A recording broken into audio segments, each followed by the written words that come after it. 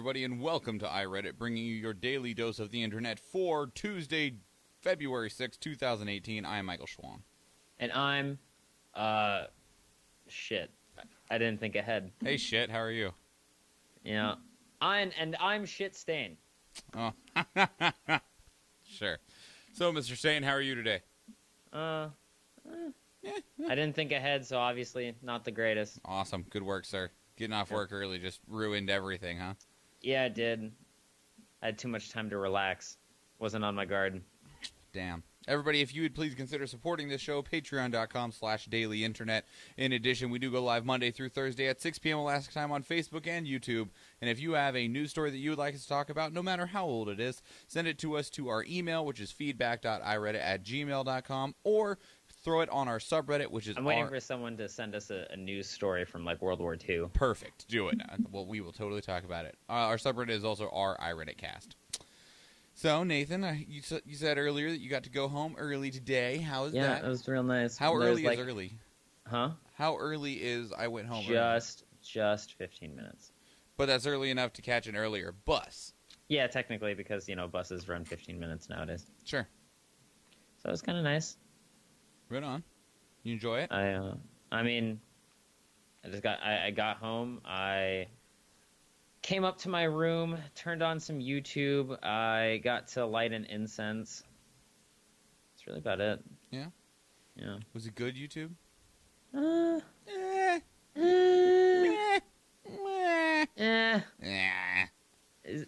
Not really, but I'm sorry. I mean, it's better than sitting there and watching, like, really shitty JoJo memes, which I do all the time. I agree with your sister. What is it? Your beard looks good. Oh, nice, thank you. Yeah. Just wait until it's much more out there. No, it looks so much better like this. I mean, maybe a little bit more out there, like if you want to fill it in some more. But No. once it starts getting stringy and thin down at the bottom, no, it's bad. No, it's gonna be all the way out there. As long as it's nice and full. I'm gonna be a nice wizard. If you can pull, you won't understand how much powerful I'll be because of the beard. If you can pull a Bobby, go for it. I'm just gonna let it go out in style, even. You think so? Yeah. All right, whatever you say, buddy. Should we get started, or you want to bullshit some more about random nothings? No, let's get started. Cool. 5. Teenager delivers hundreds of solar lamps to Puerto Ricans living without power. This is submitted by I Just Observed to Our Uplifting News. Yeah, this is friggin' awesome. So one big shout out to a 15-year-old hero, Salvador Gomez Colon. I'm assuming that's how you pronounce it. Colon. I hope that's pronounced. It's either colon or colon or Colin. Colin, maybe? I don't know. C-O-L-O-N. Yeah, I'm stupid American, so I'm going to say colon. Anyway, just days after Hurricane Maria had hit Puerto Rico, he had started a GoFundMe campaign with the goal of $100,000. It hit roughly $125,000. With that, he has purchased around 2,200 solar-powered lamps. He has donated. He has 3,000 solar-powered lamps. Has handed those out to 1,400. Handed out 1,400 of them to 840 homes. Is going to be working on handing out the other 1,600 lamps. He also got hand washing machines for clothes and is working on distributing those as well. That's pretty fucking impressive. Because it's something like 500,000 people in Puerto Rico still don't have power, and everything is still destroyed if it's not in one of the metro areas. Yeah, no, I'm real impressed with that kid. That's a lot more than a lot of other people can do. Power to this kid. He is amazing. Reading this story, I legitimately cried because it's a good person that is trying to do good things for good people, and that's awesome. Yeah, no, definitely. So, you can still make donations to his GoFundMe campaign if you would like to fund him being able to get more equipment so that he can hand it out to more Puerto Ricans. Puerto Rico is still struggling to rebuild. They've had problems on problems after Hurricane Maria has, completely demolished the islands. Yeah, that was quite a while ago. That was several months ago too. Yep. So they're still working on putting everything back together. But don't worry, FEMA cut off a lot of its support because we love Fucking Americans. Yeah. Yeah, no, that's not it's not fucking good. No, it's not. It's quite bad, actually. But either way, shout out to that kid because you're amazing and awesome, and the world needs, like, I mean, I'll take one more of you, but we need, like, 1 million more of you, and then the world would be pretty damn awesome. Yeah, no, definitely. That would definitely be fucking beneficial. 4. The Dow has lost 1,000 points in 2 days. This is submitted by typowilliams to our news. So everyone had been real excited because ever since the beginning of 2017 through the Trump presidency, the economy and the stock market seemed to be doing great. And then it quit doing great and saw the largest crash in history. Oh. Now, when I say the largest crash, I don't mean it dropped lower than it's ever been before. The largest percentage crash. It took the hardest hit it's ever had. In history in terms of the percentage that it went down. It had dropped a total of right around 1,600 points. But as soon as it dropped that low, buyers went back in and began to buy up the now more inexpensive stocks, which then had it once the stock market closed down, it closed down at a loss of 1,175 points. God damn. Do we know why? I mean, the markets correct itself. The stock market corrects itself all the time. Whenever there's a spike, because of what I mean, people see a large growth, they go, "Sweet, I'm going to sell now," which then that floods the market with stocks, which then causes the price to go back down. Depending on how far down it drops, people will buy more, and then it levels itself off a little bit and continues to climb its way back up. So maybe just a bunch of people just sold out. Yeah, and that's normally what happens, especially when it gets high, just the sheer number of people. The other problem that happens with the stock market and any type of investments like these is that people normally have set thresholds of, I want to sell once it gets to this point. It got to that point, they began to sell, which then that causes the price to drop, which then makes other people see the price dropping, which causes them to sell, which then makes it snowball. Now, that said, it normally doesn't hit that hard, but it is already recovering, which is good because we want to see it begin to recover, especially as more buyers begin to pick up the now less expensive stock options that are available. However, it does mean that all of the progress that was gained in the last year that was been being touted is, it fell below what it was at the beginning of 2017. It's already climbed back up. But people get scared anyway. I mean, it did drop by 1,000 points. Of course, people are going to get scared. Yeah, it's a pretty hefty drop there. Yeah. And I'm being corrected. It isn't the percentage. It was just the number of points. I mean, the Dow had climbed up to something like $26,000 per point in the Dow, and then it dropped down to just above 24,000. So I mean, it's a pretty hefty drop, but percentage-wise, that is not the largest percentage drop it's ever had. Just the amount is significant. Sure. So, careful with your microphone, by the way. Remember that little boom dong from your spring. It comes through your entire microphone as the metal. Yeah. Rebounds. Now, hilariously though, the other part is that Fox News interrupted one of Trump's coverage of Trump when he was talking about how the economy was doing so well. They interrupted that speech to cover the stock market drop. And I'm going to take great pleasure in saying who this is by. This is submitted by Pence's abortion doctor to Our Politics. Yeah. Wow. Yo, does that M mean he's a moderator? No, I don't think so. That M is probably some. Oh no, so I have moderator tools installed. Okay. And that's what that is. And that just got copied over. Boring. In any case, there's not much beyond to say, just beyond how hilarious that is, of literally in the middle of Trump talking about the economy's doing great. Fox News themselves were like, actually, we need to talk about how bad it just there's big hit. Crash. That's it. It's gonna recover, especially because this year is currently projected to be a damn good year for the stock market.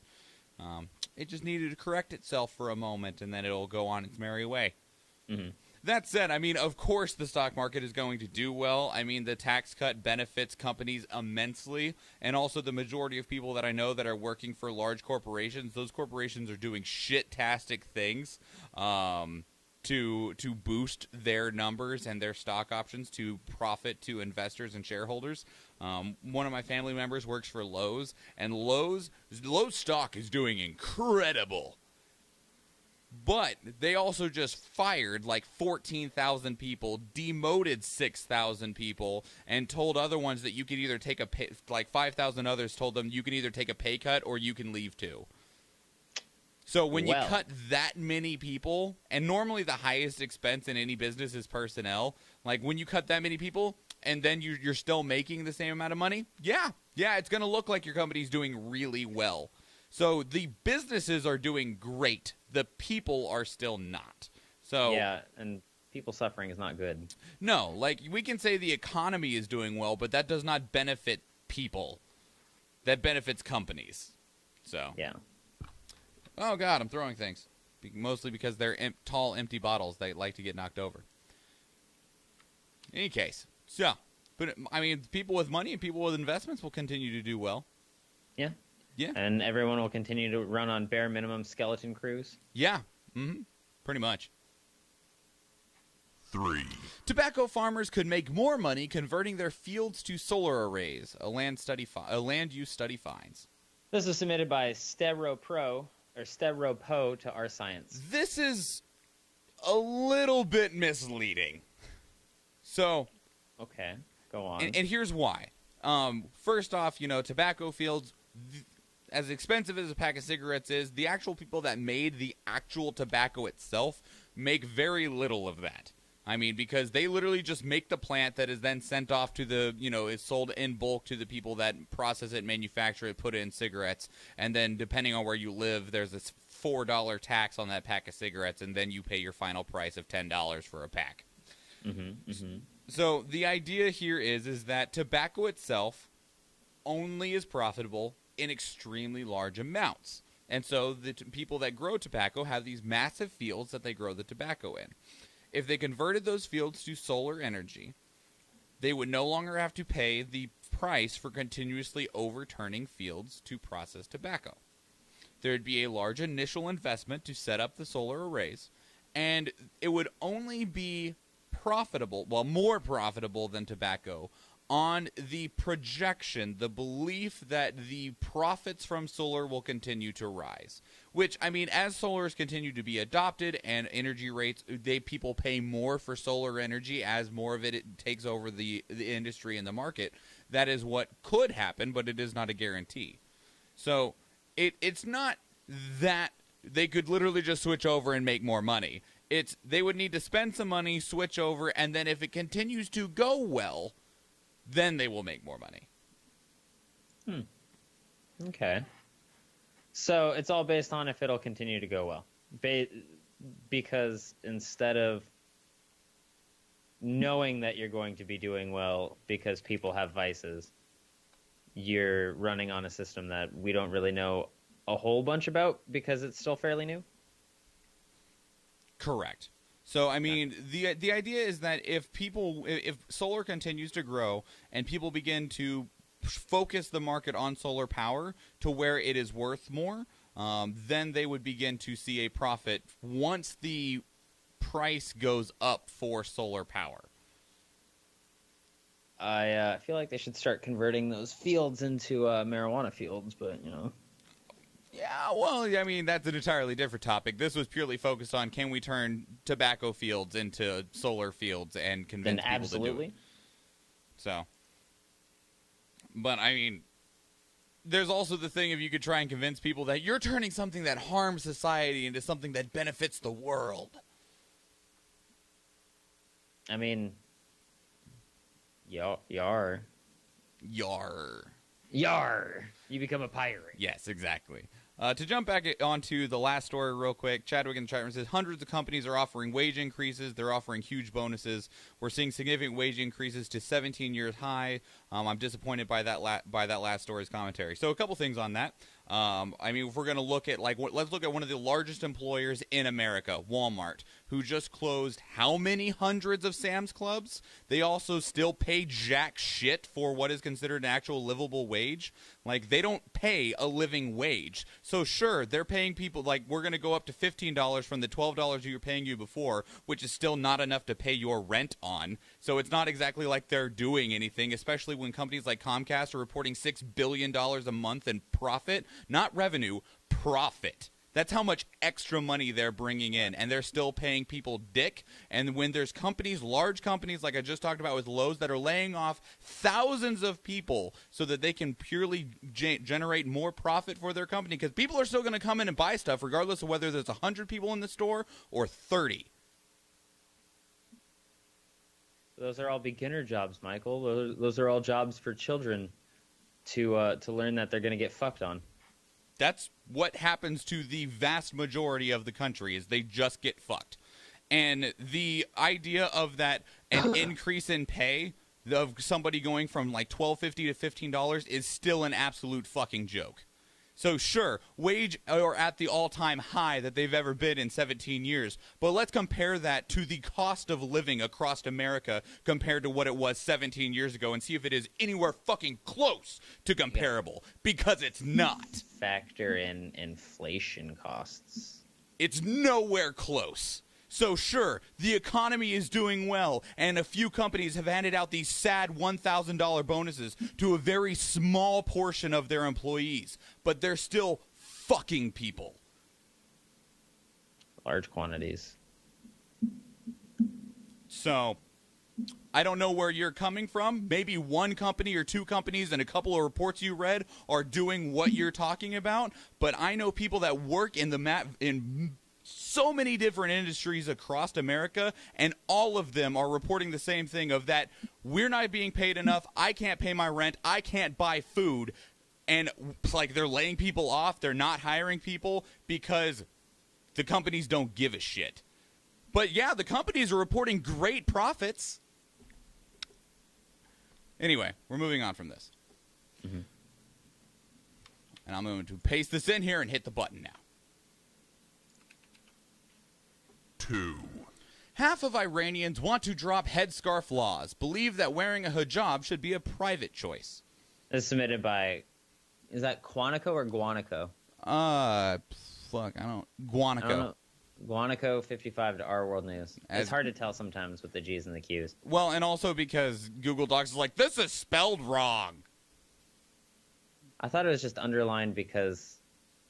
Well, I didn't know that's... Oh. It also has the little red lines on it, which makes it even harder to see. Yeah. In any case, so this is interesting. For you, I can't actually edit the doc. Oh. Very well. Anyway, this is interesting because it's not like some random people did a random poll. The president of Iran himself released the study showcasing how the people of Iran felt about the hijab. Now, it's not a huge majority. It's only about 57% feel as though the hijab should be a personal choice, that it should not be mandatory to wear. Are you saying that they believe that it's not their job to wear a hijab? Damn it, Nathan. Waiting for that one person to kill themselves. God, no, Nathan, that shouldn't be a goal. Now, that said, I mean, in America, 51% or 50.1% is still a majority. So in that case, if this was put to a vote in which majority rules, then it would probably still go through. But the hijab became mandatory in Iran in 1979. You've been required to wear one in public if you are female since that time. And, well, maybe 40 years later, we'll see that overturned. That would be real fucking interesting. Especially since it's a contention point in a lot of countries over next to where they are. It is, and everything can be considered progress. Mm-hmm. I want to see positive things come from this. I mean, freedom is nice. Yeah, absolutely. So we'll see what happens. The thing that what most excited me, intrigued me about this was that it was an actual government report that was released by the president. Like it wasn't that's fucking interesting. Yeah, they actually released that number. Well, and also, you know, it wasn't like some fucking weird company you never heard of that are like, well, according to, you know, mid-polls 2018, people want to see the hijab no longer be required. And it's like, who the fuck are you? Yeah. Yeah. I just, again, I'm happy that it's the government themselves actually bringing forth that data. Now we'll see if anything comes of it. Mm-hmm. 1. Britain responds to Trump attack on UK healthcare. Nobody here would trade for what America has. This was submitted 13 hours ago by Maxwell Hill to our World News. God damn it. Of course I missed one. And of course you do that, you tool. Yeah. Anyway, so Trump recently took to Twitter saying the Democrats are pushing for universal health care while thousands of people are marching in the United Kingdom because their universal system is going broke and not working. Democrats want to greatly raise taxes for really bad and non-personal health medical care. No thanks. Well, they are protesting in the United Kingdom right now, but not for the reason that Trump said. Right now, a portion of the United Kingdom's government... quite the opposite, isn't it? Yeah, they want to keep it. And the United Kingdom... They want it funded more, in fact. Yes, the United Kingdom's government is trying to cut a lot of the funding that goes to the NHS, the National Healthcare Service that exists in Great Britain. And, well, they're upset about it. So they are protesting the fact that the government is trying to cut the program that provides them health care. Not that it doesn't work, that the government itself is trying to kill it.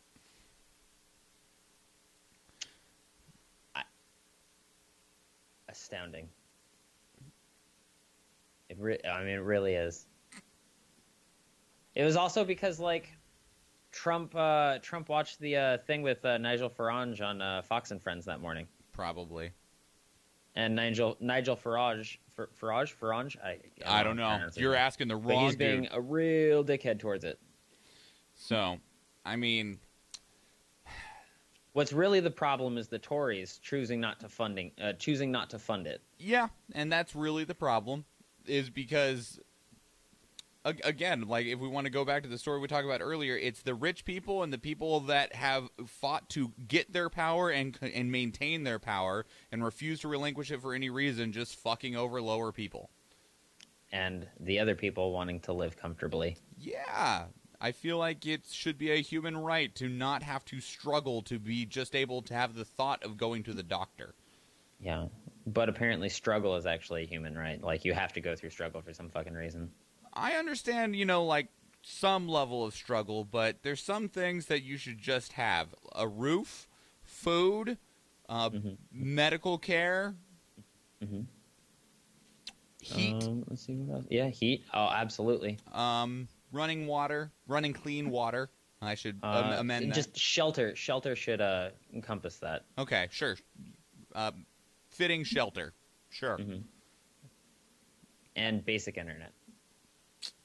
You know, like, I can see the argument for some people on the whole basic internet thing, but, you know, like, the main ones I'm going for is appropriate shelter, food, unless that part is part of appropriate shelter, and medical care, because... And guns! And guns, yeah! As we have McLaughlin in the chat room, who's like, fuck yeah! Anyway. You know, it does amaze me, though, that such a huge percentage of our government is so adamantly against the idea of a single-payer healthcare system when we are one of the aren't we the only, like, super modernized rich-ass country that doesn't have a single-payer healthcare? And our healthcare tends to be, like... It's literally ass. It's one of the worst of the modernized rich nations. Yeah. Ugh, God. It's real shitty. I forget which country was supposed to. I think wasn't it the UK that was supposed to have, like, the best fucking healthcare system. I don't know. I don't know. Google it, fucker. Best health care system. Oh, it auto-corrected. Cool. Number 1 is France. Number 2 is Italy. Number 3 is San Marino. Okay. Number 4 is Andorra. Number 5 is Malta. Number 6 is Singapore. Number 7 is Spain. Number 8 is Oman. Oman. Yeah. McLaughlin in the chat room says, and all of things for free, right? Who should provide those? So it's not so much that you are given them. It's so much that you shouldn't have to struggle to get them. For instance, we were talking earlier about how shitty most people get paid. You should be paid well enough that you can at least have basic appropriate shelter, be able to afford food, and healthcare should be part of the government. All of that should be part of the government. Now, if you'll understand government class, we have taxes for a reason. Taxes are actually beneficial. They're good for you. Because they they provide give you things. money to the thing that is providing for you. So if these services are provided for you for the government, then everyone is paying into it, and everyone is getting equal parts out. That's the idea. Right? I mean, unless we don't like the idea of having police or firefighters or anything else either, we can just privatize those and see how that goes. I mean, right. We don't do calls into your area. Sorry. We know how well that privatizing prisons has went. Fuck. Medical is insane. The amount you have to pay just to have an ER visit, just to talk to somebody, it's astronomical. Yeah. And it's not like you get paid enough to afford any of that when you can't afford food or rent. All right. It astounds me that doctors are paid so much for as little that they do. Don't get me wrong, they do a lot, but there's some that you have to pay ass loads for literally nothing. Right? Well, it astounds me that happens when teachers are paid dick. Yeah. It's fucking astounding how little teachers are paid. Well, and even beyond that, Nathan, like, the doctors have to get paid that much so they can also pay for their literally $1 million plus in student loans because of the way that the American tuition system works. No, McLaughlin. I'm not saying subsidize people's houses. Like, the only thing that would need to be subsidized by the government is health care. I'm saying that everyone else, with all these companies that make so much fucking money, should pay people enough to afford shelter and food. 'Cause they don't. I can't afford living here on my own. I can afford the shittiest trailer in Alaska. Are you sure? No, actually. You can probably afford a really, really shitty, crappy studio apartment on your own. Yeah.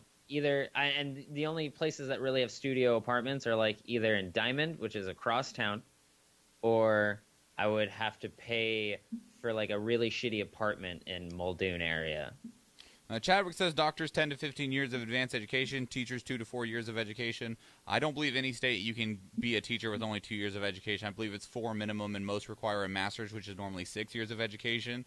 And also, going back to why I said doctors make so much money is because they have to pay literally thousands of dollars a month to pay off their goddamn medical tuition. Teachers have very significant amounts of tuition that they have to pay off as well. Right, but the size difference between that, even then, the years difference is insane how much they get paid different. Oh, yeah. When a teacher makes $25,000 and a doctor makes $250,000 a year. That's much different. When realistically, like, the teacher probably still has $300,000 in tuition bills and the doctor has $1 million. Again, astounding. So, in any case, shall we go, wait, we never even hit the button the first time.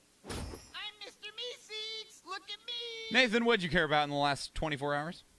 The things that you chose were really good. I thought so. Medical marijuana passes was it Virginia? That's Virginia, yeah. Yeah, Virginia Senate, 40-0. So no contest. Yeah. And Toto's Africa hit #1 exactly 35 years ago today. And that thing is stuck in my head. So, which one of these did you care more about, Nathan? Toto. Yeah? Yeah, don't get me wrong. Virginia, you're doing it good. 40-0 is amazing. But that's just medical marijuana. That's small fry stuff. Small fry stuff? Yeah. If it's not recreation, you're still not for it yet.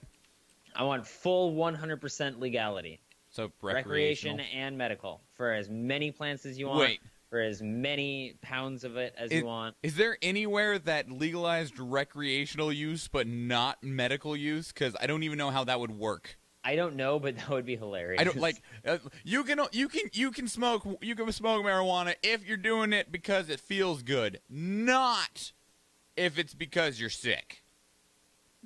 If you catch you because you have glaucoma, nope, straight to jail. That's yeah. Which is some fucking bullshit. Using it to treat your fucking body is... I mean, if I can go to the goddamn doctor and get a prescription for meth. Right? Yeah. But anyways, Africa hit number 1 exactly 35 years ago today. That song is going to be stuck in my head because I'm going to be playing it all fucking night. Good. Congratulations, Toto. Fucking Africa's the jam. The thing I cared about in the last 24 hours is that Frasier star John Mahoney has died at the age of 77. That was the dad. And this was submitted by Adam Sandler, ya bish, to our television. That's real sad. I'm kind of sad. He was good. I honestly liked Frasier. Yeah. It was a good show to fall asleep to. That and honestly, it was what was it called? Just Shoot Me. But I like that because I like David Spade as a kid. Oh, do you know David Spade was in a Spyro video game? Do I remember Just Shoot Me? Who else was in it? I don't remember their names. Yeah, I remember. Okay. David Spade did voice acting for the Dragonfly in one of the Spyro video games. And Spyro was voice acted by Elijah Wood. Nice. Yeah, I enjoy. I actually watched a lot of TV when I was like a teenager. But I would like watch none of it now. And when I say a teenager, I mean like a young teenager, like 13, 14. And I watched like a lot of like Frasier and SVU and just stuff like that at that time.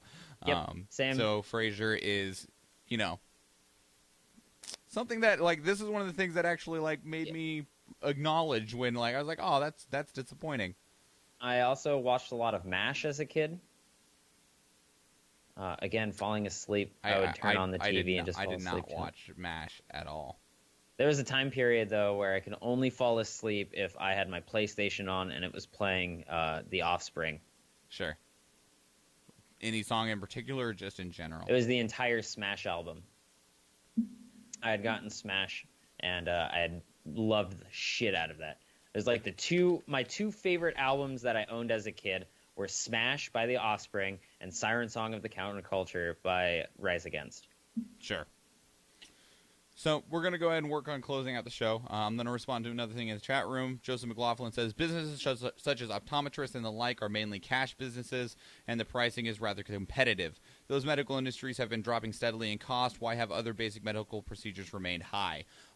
Because insurance is privatized and they can get shitloads of money from insurance. Another real problem is like optometry and dental should not be considered those should be considered basic things. It should not be considered auxiliary things. Also, I just like on that same note, I would like to point out that they're still insanely expensive. Most of the basic procedures have not gotten cheaper. It's the complicated procedures that have gotten cheaper as they found ways to do them better. So things like LASIK have gotten cheaper over the last 20 years. But actual just basic eye care has not gotten cheaper, especially considering that it's continued to go up at a rate that is higher than wages have been going up. So, I mean, and also, I have some of the best dental coverage that you can get in Alaska. And it's garbage. And it's garbage. It's absolutely garbage. I have to pay 50% of any procedures I do with a maximum of $1,500 that they'll pay out a year. And when I go to the dentist and they're like, oh, you have a small cavity in one of your teeth, it's literally over $400 for them to fix one tooth, which means that's over $200 out of my pocket when I don't make much. So, but not only that, but you have dependents. Yeah. So, I'm not sure where you're getting that it's getting cheaper. Just pull the tooth. It'll be fine. And even if it does get cheaper, it's not going to get cheaper enough because they're reliant on the idea that they're just going to get money from the privatized healthcare system. Because that's how that works. Is like we're just going to suck money out of the insurance that we can charge people through. So they'll pay their, $500 to $1,000 deductible that they can't afford anyway, and then we'll get the remaining $10,000 from insurance. Like, everything in America is super expensive because it all runs off the idea that insurance is going to pay out for it, when a good majority of people can't pay the deductible for their insurance or can't afford insurance to begin with. And it's a problem. Yeah. We should not have this is an awful healthcare system. We should not be reliant on insurance. Like, you should just be able, to go to the doctor when you need to go to the doctor. Because, like, me, for instance, last year, I had strep throat, and I have to pay a $500 deductible. I had to go to the doctor, and they charged me $400 for literally penicillin, which takes dick to make. It literally cost pennies to manufacture penicillin. But because of the way that the healthcare system in America is set up, it was $400. Guess what I didn't have? I had to pay $2,000 in medical bills for 2 morphine drips, a saline drip, and to be told by my, the penis doctor, the urologist, good luck, kid. Call me in 6 months. Yeah. It's been a year. It hasn't dropped. I'm not calling him. I'm going to keep drinking my new diet of water. And no, hang on, McLaughlin, I don't need to provide sources for shit. You're the one that told me that prices have gotten cheaper, and every single time I look at anything, it's expensive as fuck. You provide me numbers. I ain't providing you shit because I'm the one that still can't afford anything when I apparently have this damn good job as a paralegal, and I'm still not technically paid what would be considered a living wage. Yeah, that's awesome. You want to claim it's getting cheaper and that everything is fine and dandy in America? You prove it. That's your claim. Because I'm telling you from experience and from what I see of everybody around me that everyone is getting fucked by it. You prove that everything is golden. For people, not for the companies. Because of course they're happy because they're getting money. I feel like people who have that idea are just fooled by American propaganda, and because American propaganda absolutely exists. Yeah, it does. Now, let's get out of here.